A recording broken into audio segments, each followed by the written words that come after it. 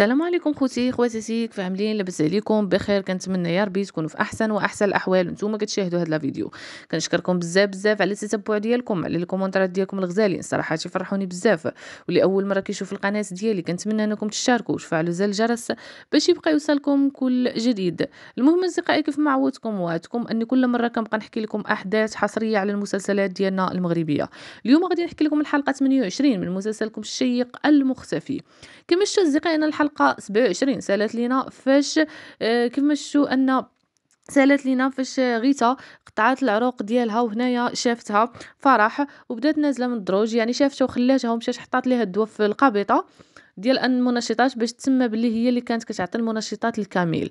ومن بعد نزلات من الدروج وعيطات على زينب وقالت ليها زينب انا عندي، غادي تقول لي هنا فين ساله، غادي تقول لها زينب انا عندي واحد الغرض خاصني نمشي ضروري، وغادي تخرج فرح وغادي تخليها، يعني اصلا خلاتها، هي شافتها وهي مقطعه العروق ديالها وخلاتها باش تبقى بحال ما هكاك حتى تموت. المهم اصدقائي، زينب غادي تطلع باش انها تطمئن على غيتا اللي تعطلات بزاف، فغادي تلقاها في الحمام ومرميه. غيتا غادي تغوت وغادي تجمعوا كاملين، وهنايا غادي نشوفوا انهم غادي يديو غيتا للمستشفى، والزوج ديالها عالي غادي يجي حتى هو كيجري حيت غادي يعرف. ومن بعد اصدقائي غادي نشوفوا ان الطبيب غادي يقول لهم الحاله ديالها خطيره، فقدات بزاف ديال الدم، تعطلات بزاف. فهنايا اصدقائي غادي نشوفوا ان زينب بغات تبدا تشك في فرح، علاش ما قالت ليهاش بلي شافتها في البيت. غادي يسحب ليها بلي ما شافتهاش، ولكن هنا زينب غادي يبدا يشدها واحد الشك. غيتا اصدقائي غادي نشوفوا انهم غادي يقدروا انهم يعتقوها في المستشفى. الزوج ديالها غادي يكون مخلوع عليها بزاف، وغادي يبدا يغوت وغادي يبدا يقول لها سمحي لي بزاف غيتا ديالي، انا راه ما نويت حتى شي حاجه، سمحي لي الا درت لك شي حاجه خايبه، انا راه كنبغيك غير فيقي ضربيني ديري اللي بغيتي. المهم اصدقائي، في نفس الوقت غادي يجي المحقق عند زينب وغادي يسولهم، وغادي يمشي حتى للجريده ديال سير تيفي وغادي يسول على فرح، حيت فعلا كامل بلغ عليها. فغادي نشوفوا ان كامل حتى هو غادي يجي يزور غيتا، وهنا غادي يعرفوا النوايا الحقيقيه ديال فرح اصدقائي غادي يبداو يقلبوا عليها البوليس، وغادي نشوفوا ان المحقق غادي يجي عند زينب وغادي يسول عليها، وغادي تقول له بلي هي كانت هنايا ولكن مشات. وغادي نشوفوا ان المحقق مراد غادي يقدر انه يشدها، ملي غادي يلقى عليها القبض، غادي يلقى عليها القبض بالتهمه ديال انها كتعطي المنشطات الكامل. يعني في الاخير غادي نشوفوا ان فرح غادي تشد، وملي غادي يشدوها غادي يبداو يحققوا معها، غادي يلقاو بلي هي اصلا ماشي فرح الحقيقيه، غير منتحله الشخصيه ديال بنت خالتها. يعني اصدقائي بنت خالتها هي اللي اسمها فرح، اما هي غادي يلقاو ان الاسم ديالها مختلف تماما. غادي نشوفوا اصدقائنا بنت الخاله ديالها اللي اختفت، وكتبقى تقول الام ديالها باللي بنتك راها بخير، راها يعني ما خاصها حتى شي خير. يعني بنتها، يعني بنت خالتها اللي كتشبه ليها بزاف، هي الاسم ديالها فرح، والاب ديالها غادي يكون هو الشيفور، الاب ديال بنت خالتها. وغادي نشوفوا ان بنت خالتها يعني فرح قبل ما تجوج بدا الخطه ديالها، كانت كتواصل مع المهدي العمراني، وفعلا بغاها بزاف المهدي، وقرر باش يتخلى على العائله ديالو على قبلها. وفعلا فاش قرر هاد الشيء هذا، هنايا فرح جابت البنت اللي كتشبه ليها او بنت خالتها، وكيسحب له المهدي باللي هي، وفعلا المهدي عايش مع بنت خالتها في دار اخرى وداير حياه اخرى بسميه شخص اخر. هادشي كامل باش بعد المهدي العمراني، وباش تدخل هي تنتقم من فرح، عفوا من زينب، وكذلك غيتا وسهام وفاتحه. وفرح اصدقائي هي اللي عيطات في الاول ديال الفيلم على زينب، وقالت لها المهدي عمره ما غادي يرجع، وعيطات عليها من روسيا، يعني بنمره روسيه. هاد النمره هذه اللي عيطات لها من ناحيه هي اصلا كانت في روسيا، حيت الام ديالها من مورا الوفاه ديال الاب ديالها زات ومشات لروسيا وعاشوا تما حتى ماتت الام ديالها، وجات رجعات للمغرب. يعني اصدقائي فرح علاش دارت هادشي كامل؟ حيت فرح هي بنت الشيفور اللي كان خدام عند اليميد، فاش صفاها الزوجه ديالو لصقوها في الشيفور، وهما بربعه بهم، يعني شهدوا باللي الشيفور هو اللي صفاها المراه اليميد. يعني هاد الشيء كله علاش جات فرح انها تنتقم، حيت الاب ديالها بقى في السجن حتى مات. في نفس الوقت غادي نرجعوا لخالد. خالد اصدقائي اللي عمل جريمه وقتل ابتسام.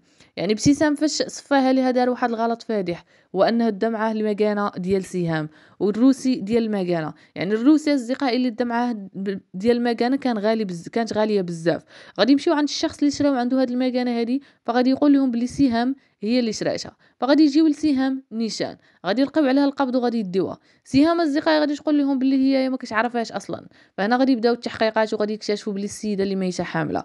فهنايا غادي يمشيو يسولوا على الشخص اللي كانت معاه، فغادي يلقاو هو خالد، هو الشخص اللي كانت معاه 3 سنين. غادي يبغي ينكر، ولكن هما غادي يكون لقاو البصمات ولقاو بزاف ديال الحوايج، زاد على ذلك حتى الروسي، وزاد على ذلك حتى ان سهام غادي تذكر بلي الحوايج ديالو كانوا عامرين بالرمله، وباللي الدار ديالها كانت كامله رمله. فهنايا سهام غادي تاكد باللي خالد هو اللي صفاها الابتسام. غادي نشوف انا في الحلقه المقبله غادي يلقيو القبض على خالد، يعني في الحلقه 28 غادي يشدوا خالد للسجن. وكذلك اصدقائي غادي نشوفوا زينب اللي تاكدت دابا ان اليميد هو اللي صفاها للزوجه ديالو، واخا انه ما قالهاش ليها. هنا زينب غادي تبدا تجمع حوايجها باش تمشي بحالها هي والابن ديالها. اليميد ما غاديش يخليها انها تمشي بحالها، فهي غادي تقول له بلي ضروري خاصها تمشي بحالها. فهنا اليميد غادي يبين لها الوجه ديالو الحقيقي، وغادي يقول لها الا مشيتي بحالك المهدي العمراني مشى من بين يدي، ما غاديش نقدر انني نعاود نلقاه مره اخرى. وكذلك اصدقائي غادي نشوفوا ان المحقق مراد بدا كيحل الخيوط ديال القضيه، وبدا كيفهم كل شيء، وبدا كيفهم علاش فرح اصلا بغات تنتقم من ديك العائله. فهنا غادي يقول لها فينا هو المهدي، وفين حاطاه وفين خبيتيه، واش انت هي اللي صفيتيها ليه. فغادي تقول له بلي المهدي مازال حي، والمهدي اصلا منتحل الشخصيه ديال واحد الشخص اخر اللي هو كيشبه ليه. هادشي كله مخطط عليه هي والمهدي والشبيهه ديالها اللي هي فرح الحقيقيه. وكذلك غادي نشوفوا ان غيتا ملي غادي يلقيو القبض على فرح غادي تنزل البراءه ديالها، يعني غادي يبرئوها من داكشي كامل اللي كانوا يقولوا عليها، وبلي هي يعني كانت كتعطي الكامل المنشطات. وغادي نشوفوا انا عفوا غيتا غادي تقدر انها تفيق في المستشفى. وكذلك اصدقائي فاتحه حتى هي اصدقائي مازال مع الزوج ديالها ومازال عندهم مشاكل ومازال ما طلقها ما حتى شي حاجه، يعني غادا تحاول انها تزيد تكرهو فيها باش انه يطلقها.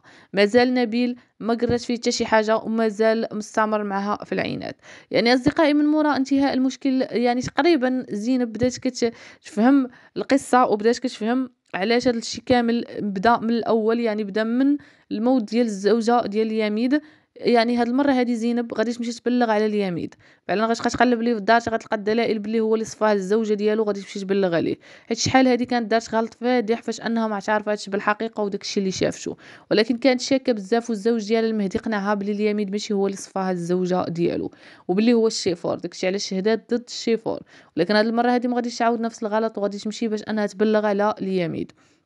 وفي نفس الوقت غادي نشوفوا ان سهام من مورا ما غادي يلقاو عليها القبض، شكون اللي غادي يوقف معاها؟ ابن العم ديالها سمير هو اللي غادي يوقف معاها، هو اللي غادي يقدر انه يخرجها من السجن، حيت اصلا هي بريئه وما دايره حتى شي حاجه.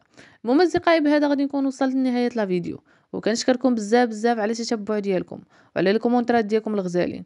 لاول مره كيشوف القناه ديالي كنتمنى انكم تشاركوا وتفعلوا زر الجرس باش يبقى يوصلكم كل جديد. وتبارك الله عليكم، ونتلاقاو ان شاء الله في فيديو قادم واحداث جديده من مسلسلاتكم المغربيه.